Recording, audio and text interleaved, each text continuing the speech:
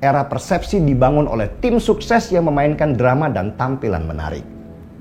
Sedangkan Anies yang sempat digadang-gadang sebagai musuh besar, ternyata malah terus nyungsep ke dasar. Terbukti benar omongan Denny Siregar, Anies nggak laku lagi, semua nolak jadi cawapres Anies, elektabilitas terjun bebas, Om Brewok masih yakin nih nyalonin Anies? Ditulis oleh tim redaksi jurnal dikutip dari berbagai sumber.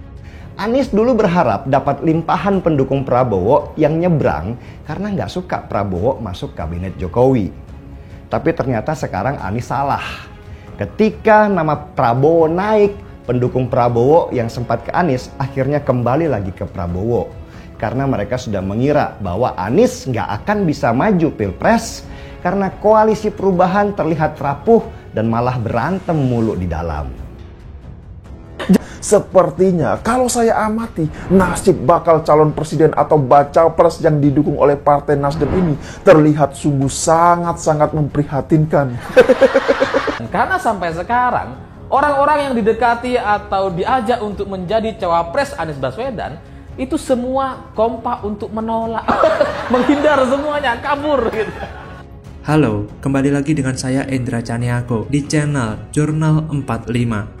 Pegiat media sosial Denny Siregar menyebut bakal calon presiden yang diusung oleh Koalisi Perubahan untuk Persatuan Anies Baswedan sudah tidak laku. Hal itu diungkapkan oleh Denny Siregar lewat akun Twitter pribadinya yang menanggapi serangan-serangan dari pendukung Anies. Padahal Denny sudah tidak pernah membahas sosok Anies lagi. Hal itu disebabkan karena Anies sudah tidak laku. Pernyataan Denny Siregar itu tentu merupakan fakta yang memang tidak bisa terbantahkan. Terbaru, hasil survei Litbang Kompas periode Agustus 2023 kembali mengkonfirmasi tercecernya elektabilitas Anies yang tertinggal dibandingkan Prabowo Subianto dan Ganjar Pranowo. Dalam skema 10 nama, misalnya Ganjar mendapatkan 29,6%, Prabowo 27,1%, dan Anies 15,2%. Kemudian dalam skema 5 nama, perolehan Ganjar 31,8%, Prabowo 27,8%, dan Anies 15,6%. Sementara itu, dalam simulasi 3 nama, Ganjar mendapatkan elektabilitas 34,1%, Prabowo 31,3%, dan Anies 19,2%. Survei Litbang Kompas dilakukan dengan tatap muka pada 27 Juli sampai 7 Agustus 2023, melibatkan 1.364 responden di 38 provinsi yang tersebar di 331 desa atau kelurahan di Indonesia, dengan margin of error lebih kurang 2,65%. Selain fakta-fakta di atas, rakyat juga makin muak dengan Anies Baswedan yang tidak tahu malu karena berani mengotori masjid dengan kampanye politik duniawi.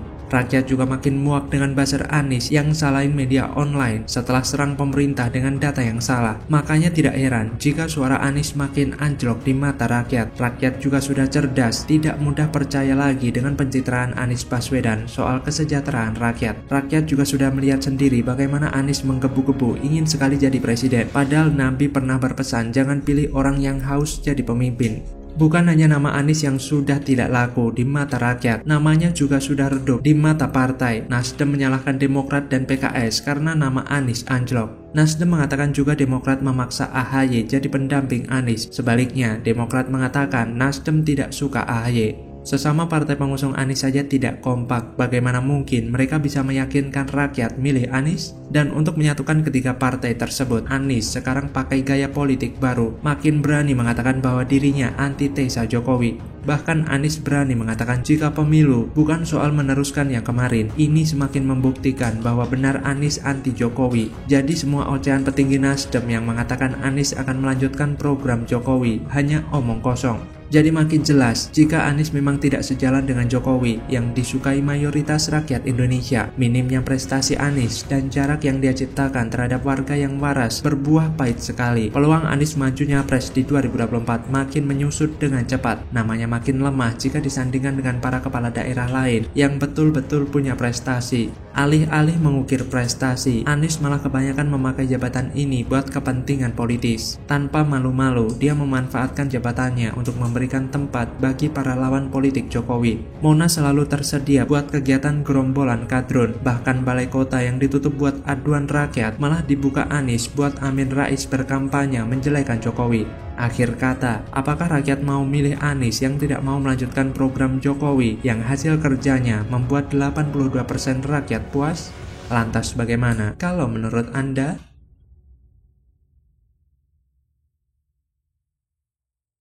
Saya pikir Rahma Sarita ini adalah salah satu contoh wanita yang tidak tahu berterima kasih.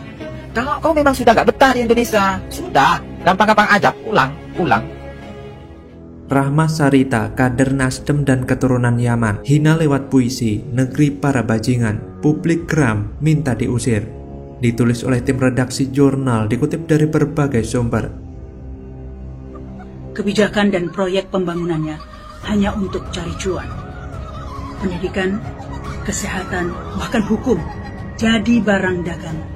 Halo, kembali lagi dengan saya Endra Caniago di channel Jurnal 45. Presenter Rahma Sarita belum lama ini membuat geger seluruh Indonesia dengan karya puisinya. Seharusnya di hari kemerdekaan Republik Indonesia ini, kita sebagai warga negara harus menyambutnya dengan sukacita, bukan malah membuat sebuah karya seni yang memecah belah dan membuat kegaduhan. Puisi yang berjudul Negeri Para Bajingan ini sukses menyita perhatian banyak kalangan dan menjadi kontroversi tersendiri karena isinya yang menyindir pemerintah itu. Seketika banyak pihak yang tidak terima terhadap puisi tersebut. Dalam salah satu baitnya, Rahma menuding pemerintah yang hanya membuat kebijakan dan pembangunannya hanya untuk uang. Pendidikan dan hukum menurut Rahma cuma menjadi bahan dagangan. Bahkan Rahma juga menyindir soal hutang. Dan yang paling miris, Rahma memfitnah pemerintahan Jokowi menghalalkan segala cara agar keluarganya bisa berkuasa. Sontak saja PDIP langsung bereaksi. Caleg PDI Perjuangan Ferdinand Hutahian langsung murka dengan puisi yang dibacakan oleh mantan presenter Rahma Sarita. Puisi itu berjudul Negeri Para Bajingan. Dalam puisinya, Sarita mengkritik sejumlah kebijakan pemerintah dari pembangunan infrastruktur hingga masalah hukum yang bisa dijual belikan. Ferdinand mengatakan Indonesia negara yang damai dan mempunyai budaya dan adab yang tinggi, sehingga tak pantas disebut negeri para bajingan. Mantan kader Partai Demokrat ini mengaku geram dengan puisi Sarita. Dia bahkan menyebut Sarita kurang ajar. Ternyata usut punya usut, Rahma Sarita ini sudah bermasalah sejak dulu. Rahma Sarita dicopot dari jabatannya staf tenaga ahli wakil ketua MPR setelah mengunggah Pancasila versi Wakanda. Rahma Sarita merupakan kader Nasdem yang pernah mencalonkan diri menjadi anggota DPR tapi gagal. Ketua fraksi Nasdem DPR RI Ahmad Ali menyebut Rahma Sarita pernah maju menjadi salah satu calon anggota DPR periode 2019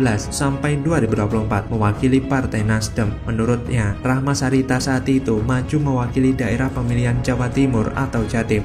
Ali pun mengaku belum mengetahui persoalan postingan Rahma Sarita. Namun, ia menilai perbuatan Rahma Sarita merupakan kesalahan pribadi sehingga Nasdem tidak akan terlalu bereaksi menanggapi kejadian itu. Pantesan, saat ini wajar jika banyak kader Nasdem yang menyimpang karena memang sudah menjadi oposisi pemerintah. Selain itu, Rahma Sarita ternyata juga satu keturunan dengan Anies, yaitu keturunan Yaman. Wajar juga jika otaknya sama, membenci pemerintah. Melihat kelakuan Rahma Sarita yang tidak tahu diri itu, banyak netizen yang menghujatnya, bahkan ada dengan tegas meminta Rahma Sarita pulang ke asalnya, yaitu Yaman. Jadi sampai sini bisa dibilang Rahma ini blunder, tapi memang seperti itulah kualitas kemampuan rata-rata penghina pemerintah dan Presiden Jokowi selama ini di Indonesia. Merasa sangat hebat karena sudah bisa melakukan sindiran, lalu bangga membagikannya di media sosial. Maka dari itu wajar jika banyak pihak yang geram dan meminta Rahma Sarita diciduk dan dihukum karena memang sudah keterlaluan. Jika memang apa yang dilakukan Rahma Sarita itu hanya sebatas kritik, tetapi proses hukum harus tetap lanjut biar menjadi sebuah pelajaran, asal tidak sembarangan menyebarkan berita hoax, fitnah, dan provokasi berkedok karya seni puisi.